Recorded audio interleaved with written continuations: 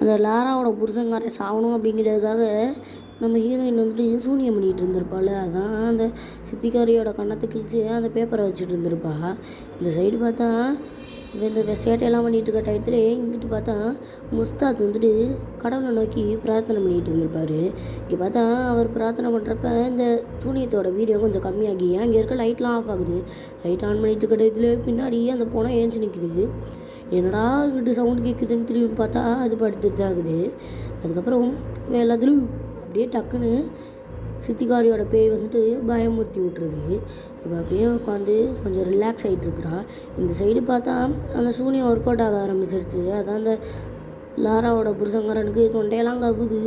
ஒரு வழியாக தடுமாறி பாத்ரூமில் வந்து வாந்தி எடுத்துகிட்டு இருக்க டயத்துல அந்த வாந்தியில் ஏதோ ஷார்ப்பான எலும்பு மாதிரி வந்து விழுகுது. அதை பார்த்துட்டு இருக்க டயத்துல இவன் கண்ணுக்குள்ளே வந்துட்டு ஏதோ ஒரு பூச்சி போயிடுது. அதை பிடிங்கி எடுக்கிறேன்னு சொல்லிட்டு இவன் கண்ணையும் தனியாக எடுத்துகிட்டு இருந்திருப்பான். அப்படியே அவன் அம்மா யாராச்சும் என்னை வந்து காப்பாற்றுங்களேன் அப்படின்ற மாதிரி கத்திகிட்டு இருக்க டயத்துல இங்கே பார்த்தா அந்த ஸ்க்ரீனை அப்படியே அவன் விளக்குறான். பார்த்தா டக்குன்னு அந்த சித்திக்காரிய பேய் வந்து இவனை பயங்கரமாக பயமுறுத்தி விட்டுருது. அப்போ இவன் பயங்கரமாக கத்தவும் இந்த லாரா பொண்ணும் பாத்ரூம்குள்ளே வந்து பார்க்குறா. பார்த்தா அவன் செத்து போய் கிடக்குறான். அதுக்கப்புறம் எல்லோரும் தூக்கி வெளியில் வந்து எப்பவும் போல் அழுதுட்டு இருக்கிறாங்க. ஹீரோயின் வில்லத்தனமாக வெளியில் உட்காந்து சிரிச்சிட்டு இருந்திருப்பா.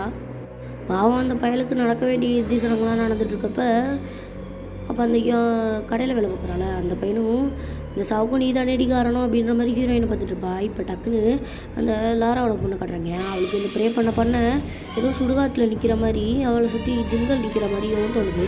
டக்குன்னு அல்லாவை நோக்கி பிரார்த்தனை பண்ணவளும் டக்குன்னு ரிலீஃப் ஆகுறா. அதுக்கப்புறம் இது ரொம்ப நேரம் நீடிக்கலைங்க. இவளை ஏதோ வந்துட்டு ஒரு ஜிங்கல் தள்ளி விடுற மாதிரி சைட்லலாம் ஜிங்கல் உட்காந்துருக்க மாதிரி தோணுது. டக்குன்னு பயங்கரமாக அவள் கத்தி விட்டுடுறா. அம்மா அம்மா எனக்கு பயமாக இருக்குது அப்படின்ற மாதிரி கட்டவும் ஊர் பெரியவங்கலாம் ஒன்றா கூடி வந்து என்னம்மா ஆச்சு, நீ போய் உள்ளே கூட்டிகிட்டு போய் என்னென்னு பாருமா அப்படின்ற மாதிரி சொல்லிட்டு லாராவையும் லாராவோட பொண்ணையும் ரூமில் வச்சு அடைச்சிட்றாங்க. அங்கே போனால் இந்த லாராவோட பொண்ணு அம்மா தொடர்ந்து நம்ம பாட்டி என் தம்பி அப்பா எல்லாமே இறந்து போயிட்டுருக்காங்கம்மா, என்னம்மா இப்போ பண்ணுறது, இதெல்லாம் ஒரு சூழ்ச்சியாக தான் இருக்க முடியும், எப்படிம்மா 3 பேர் எதர்ச்சியாக அப்படிம்மா 3 பேர் இறந்து போவாங்க அப்படின்ற மாதிரி அவள் சொல்லிகிட்டு இருக்கிறா. இப்போ லாராவும் அவளை கட்டி பிடிச்சி அழுதுட்டு இருக்கிறாங்க. அதுக்கப்புறம் இவங்க எல்லோரும் சேர்ந்து பழைய ஃபோட்டோவை பார்த்துக்கிட்டு இருக்கிறாங்க.